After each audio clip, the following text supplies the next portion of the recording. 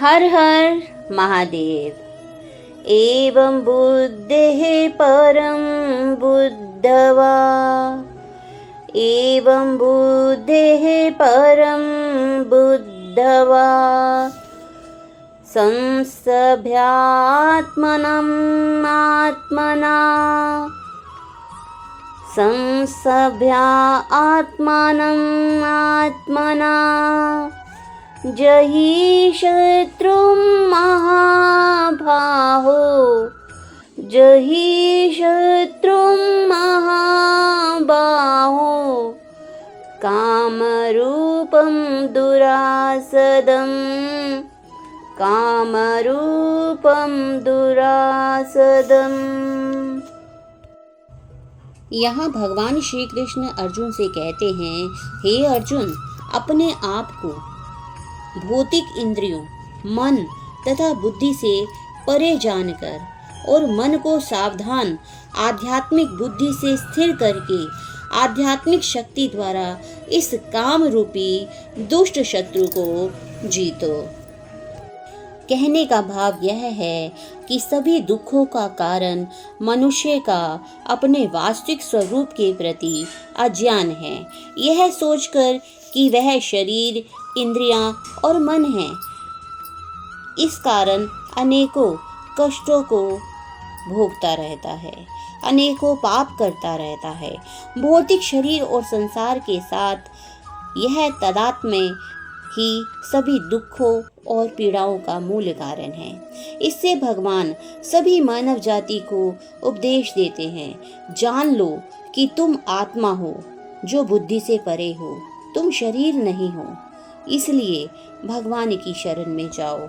वास्तव में यह आत्मा जो सभी भौतिक वस्तुओं को चेतना, शक्ति और गतिविधि से भरती है, शारीरिक अंगों, इंद्रियों और मन द्वारा जो भी शक्ति प्रदर्शित की जाती है, वह शक्ति आत्मा से ही उत्पन्न होती है। इसलिए इस काम रूपी शत्रु से विजयी होना चाहिए। किसी को स्वाभाविक रूप से प्रेरक शब्दों की शक्ति महसूस करनी चाहिए। यहाँ भगवान श्री कृष्ण अर्जुन को शत्रु पर विजय प्राप्त करने के लिए कह रहे हैं। यह सत्य है, आकांक्षी को अर्जुन की तरह होना चाहिए, एक ऐसा नायक जो कभी हार ना जानता हो, जो सर्वोच्च प्राप्ति के लिए अपने जीवन का बलिदान देने के लिए तैयार हो। उनका आदर्श वाक्य जीतना होना चाहिए, और यह जीत किससे? काम रूपी शत्रु से। यह काम सबसे बड़ा शत्रु है, लेकिन यह भ्रांति नहीं लानी चाहिए, यह शत्रु हमसे कम ताकतवर है।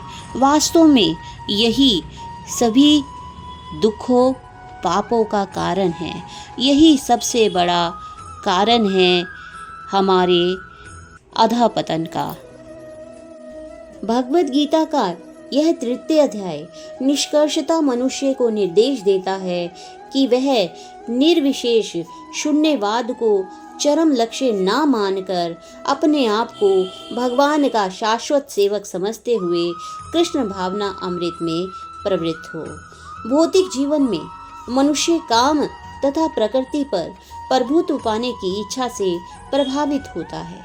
प्रभुत्व तथा इंद्रिय तृप्ति की इच्छाएं मनुष्य की परम शत्रु हैं, किंतु कृष्ण भावना अमृत की शक्ति से मनुष्य इंद्रियां, मन तथा बुद्धि पर नियंत्रण रख सकता है। इसके लिए मनुष्य को सहसा अपने नियत कर्मों को बंद करने की आवश्यकता नहीं है, अपितु धीरे धीरे कृष्ण भावना अमृत विकसित करने की आवश्यकता है। कृष्ण भावना अमृत जब विकसित होती है तो ये सब इंद्रिया, मन, बुद्धि अपने आप ही नियंत्रण में आ जाती है। यही इस अध्याय का सारांश है। सांसारिक जीवन की अपरिपक्व अवस्था में दार्शनिक चिंतन तथा यौगिक आसनों के अभ्यास से इंद्रियों को वश में करने के लिए कृत्रिम प्रयास जो किए जाते हैं, उससे मनुष्य कभी आध्यात्मिक जीवन अर्थात आध्यात्मिक जीवन में उन्नति कभी प्राप्त नहीं कर सकता। यह केवल कृष्ण भावना अमृत में रहकर ही हो सकती है।